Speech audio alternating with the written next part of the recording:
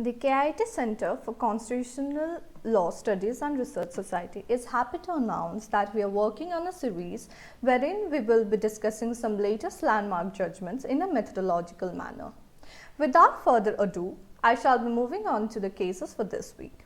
The first one being the case of Jamiat Ulma-e-Hind, Gujarat versus State of Gujarat, and the other one being Pichra Warang Kalyan Mahasabha, Haryana versus State of Haryana. Now moving on to the first case. The case analysis of Jamiat Ulma-e-Hind, Gujarat versus State of Gujarat, wherein the validity of Gujarat Freedom of Religion Amendment Act 2021, popularly known as the Love Jihad law, was challenged before the Gujarat High Court. First, I'll be dealing with the facts and the issues before the court, followed by the observation made and then the order passed by the Honorable Court. Facts and the issue before the court. A writ petition was filed by Jamia Ulma-e-Hind and Muhahid Nafis challenging the provisions of Gujarat Freedom of Religion Amendment Act 2021. The grounds of the challenge as stated in the petition were invasion into personal autonomy, free choice, freedom of religion and unlawful discrimination, and hence violative of fundamental rights guaranteed under Articles 14, 21 and 25 of the Constitution. Moving on to the observation made by the court. The legislative intent behind the act as observed by the court was to put a ban on conversion by force or allurement or fraudulent means. But the Honorable Court stated that this may be construed by a common man as being a prohibition on interfaith marriages. In the view of the rights enshrined under the Indian legal system, the Honorable High Court observed that consenting adults have a right to choose their partners, and that the Gujarat Freedom of Religion Amendment Act 2021 interferes with the intricacies of marriage, including the right to choice of an individual, thereby infringing Article 21 of the Constitution of India. Further, the court opined that Love Jihad law puts consenting adults entering into interfaith marriages in a tough spot even when their choice is valid under the existing law. Decision by the court. The division bench was headed by Chief Justice Vikram Nath and Justice Biren Vaishnav. The court was alarmed due to the fact that the provisions of the legislation in question treats every conversion by marriage as unlawful, and thus punishment for the same are prescribed, and this puts the consenting adults at great jeopardy. This was aggravated by the fact that the burden of proof was on the persons who have entered into interfaith marriage.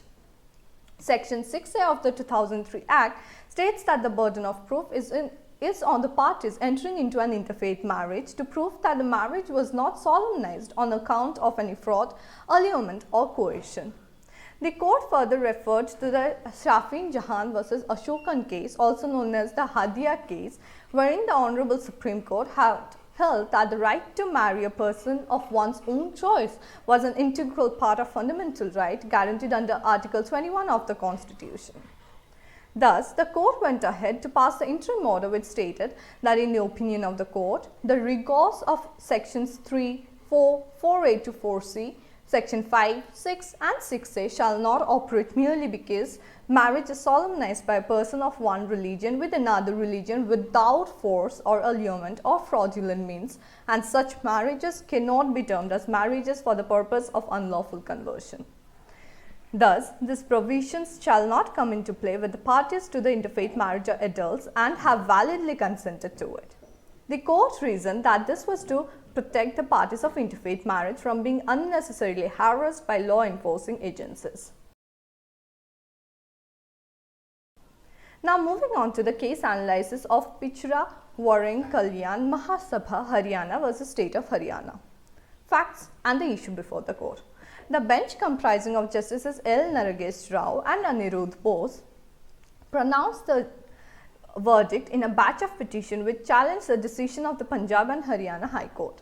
The subject was relating to the validity of the notification issued by the state of Haryana. The state government had notified that the persons having an annual income up to Rs 6 lakhs to be the non-creamy layer in the other backward class category and above that of the creamy layer. However, as per circular dated 17th of August 2016, preference has been given within the non-creamy layer to person of category having annual income up to Rs 3 lakhs in the matter of admission in the medical colleges, etc.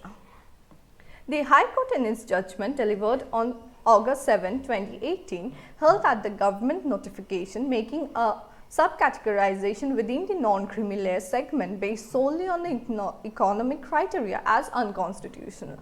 The notification dated 17th of August 2016 issued by the state of Haryana, which gave preference within the non-creamy layer to the persons of the category having annual income up to Rs 3 lakhs in the matter of admission and service, was challenged before the Honorable Supreme Court.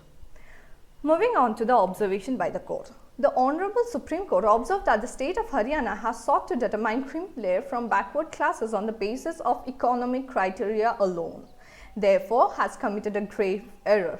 On this very ground, the notification dated 17th of August 2016 was set aside. Moving on to the decision of the court. The court has directed the state to issue a fresh notification within a period of 3 months. The court observed that the notification dated 17th of August 2016 is in violation of the direction issued in the case of Indra Savane and is in contrast with the memorandum dated 8th of September 1993 issued by the Union of India.